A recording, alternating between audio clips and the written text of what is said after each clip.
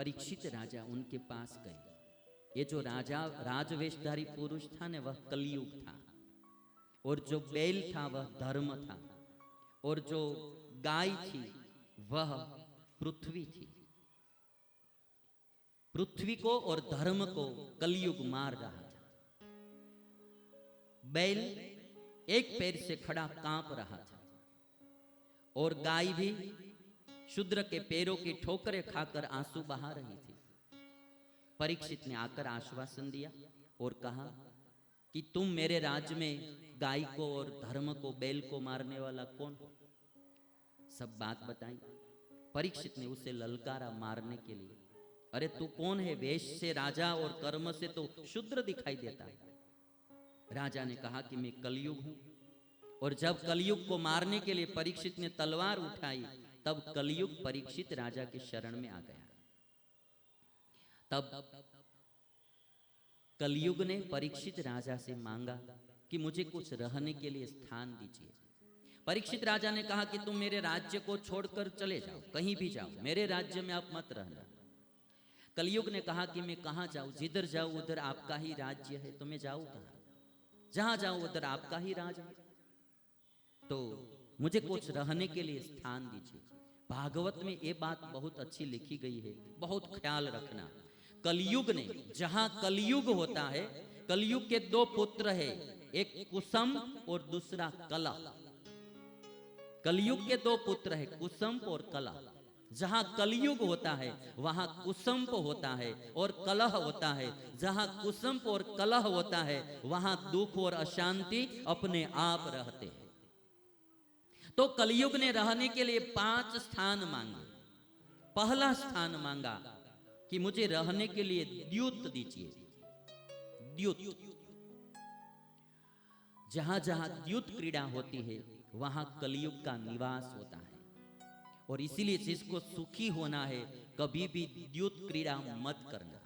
अब महाभारत जानते हैं कि राजा युधिष्ठिर धर्मवान थे, किंतु द्यूत क्रीड़ा के खेल में ही उन्होंने सब गवा दिया और दुख आया उनके जीवन में। इसलिए कभी भी द्यूत क्रीड़ा मत करना। ताश के पत्ते से भी मत खेलना, कोई भी प्रकार से द्यूत क्रीड़ा मत करना। आजकल तो अभी ये जो शेयर बाजार में सब लोग, हमारे वहाँ गुजरात में तो बहुत कुछ लोग ऐसे ही पैसा गवाते हैं। कभी भी द्यूत क्रीड़ा में, लोग तो क्या है कि जन्माष्टमी के दिन द्यूत क्रीड़ा करते हैं, ये सब मत करना, कलयुग का निवास है। दूसरा स्थान बताया शराब, सुरापान। जहां सुरापान होता है वहां कलयुग का निवास होता है। इसलिए कभी भी सुरापान मत करना। जहां सुरापान होगा वहां कलयुग का निवास होता है।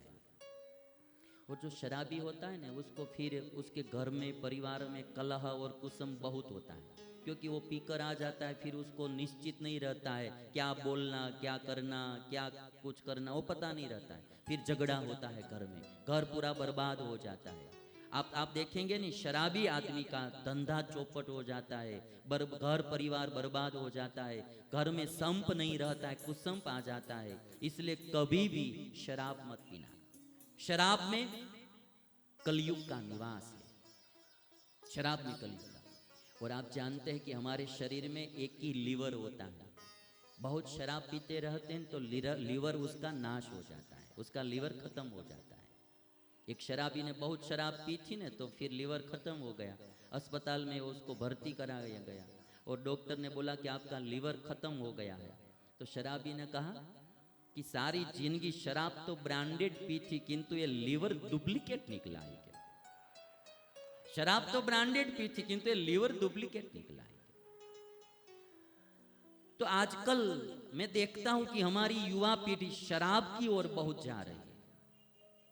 हमारे माननीय प्रधानमंत्री जी देश विदेश जाते हैं तो कहते हैं कि हमारे भारत के पास 60% युवा पीढ़ी है, किंतु मैं ये बात कहता हूं कि यदि हमारी युवा पीढ़ी शराब ही पीती रहेगी तो भारत का कल्याण कौन करेगा? युवान वो शराबी नहीं होना चाहिए। युवान को पीना है तो देशभक्ति पीनी चाहिए, शराब नहीं पीनी चाहिए। गाय का दूध पियो यार, शराब क्यों पीते हो? दूध पीने से हमारा शरीर पुष्ट होगा, शराब पीने से शरीर नष्ट होगा।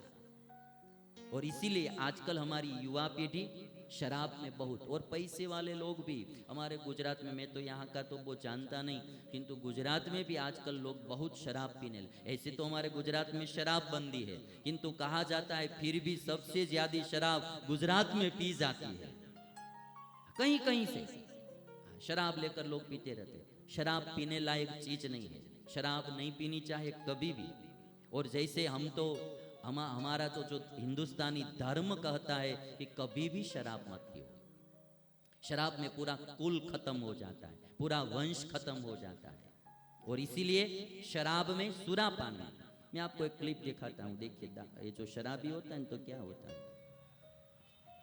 दो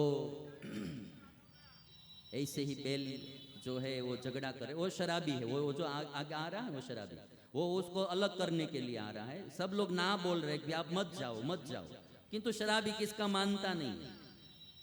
देखिए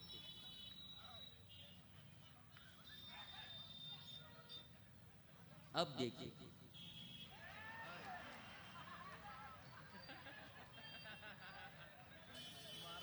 है ना?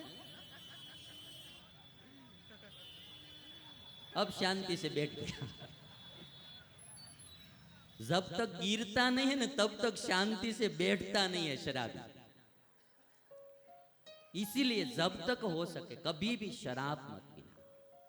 जिसको जीवन में सुखी होना है शराब मत पीना। शराब में कलयुग का निवास है।